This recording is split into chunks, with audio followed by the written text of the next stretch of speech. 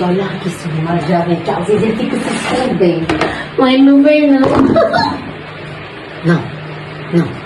Vou dar pra ele. Vou fazer diferente quando sou igual a ele. Romário! Oi? Vem cá, quando sou igual a tu, não. Senta aí pra nós conversar.